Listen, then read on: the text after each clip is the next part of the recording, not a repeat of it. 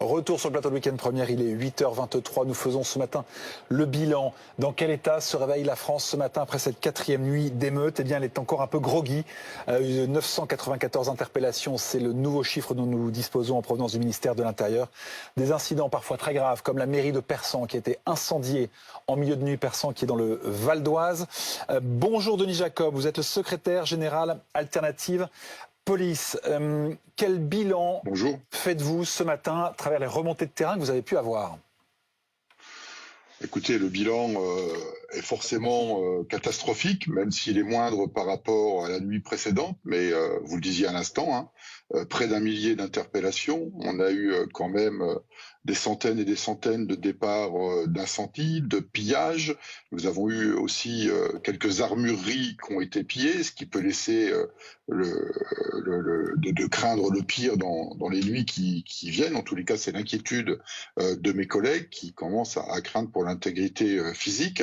On a vu des images avec des jeunes armés de fusils d'assaut qui ont pu être dérobés dans ces armureries. Donc oui, il y a une inquiétude. Le bilan est moins important que les nuits précédentes, mais tout n'est pas réglé et nous restons particulièrement vigilants pour les nuits à venir.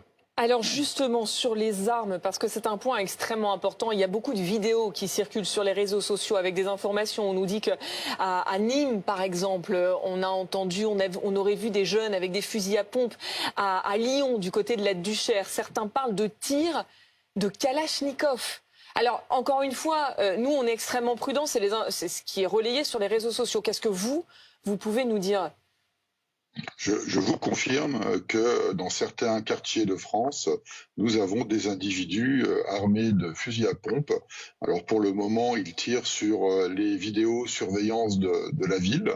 Pour le moment, il n'y a pas eu de tir, en tous les cas à ma connaissance. Au moment où je vous parle, je n'ai pas connaissance de tirs qui ont été faits en direction des forces de sécurité, mais on ne peut pas exclure que ça se produise dans les nuits à venir et je suis particulièrement inquiet pour mes collègues.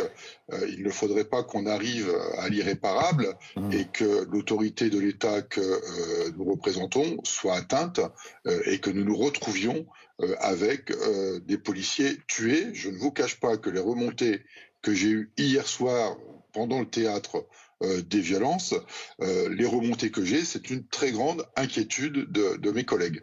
Alors justement, parlons de vos collègues, Denis Jacob. Inquiétude, nous dites-vous ce matin. Je voudrais qu'on parle aussi de leur état d'esprit. Est-ce qu'ils ont les bras qui tremblent parce qu'ils savent à quel point leur responsabilité est importante dans ce qui se passe? Est-ce qu'ils sont fatigués? Et je voudrais qu'on parle aussi de leur approvisionnement en munitions, parce que visiblement c'est un sujet qui a émergé aussi, ça. Oui, écoutez, les collègues sont particulièrement éreintés. Vous imaginez bien que tous les ans, tous les mois, il y a des événements qui se produisent qui n'étaient pas forcément prévus, et ça depuis les attentats de 2015. On a eu des manifestations sociales en 2016, on a eu pendant 18 mois les Gilets jaunes, on a eu à juste titre et de manière légitime la réforme des retraites et donc des manifestations auxquelles j'ai moi-même participé, mais qui en marge de ces manifestations ont provoqué des violences urbaines. Maintenant, on a la problématique de l'embrasement des quartiers sensibles. Donc oui, les policiers sont fatigués. À cela s'ajoutent tous les événements nationaux et internationaux, festifs, sportifs.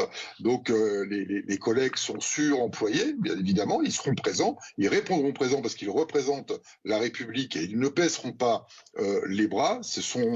Nous sommes le dernier rempart de notre démocratie. Ils tiendront, mais effectivement, il faut que pour on puisse tenir, qu'on ait tous les moyens utiles et nécessaires. Vous m'interrogiez sur la question de l'approvisionnement en munitions. Quand on parle de munitions, on parle bien évidemment de munitions non létales, notamment des grenades lacrymogènes.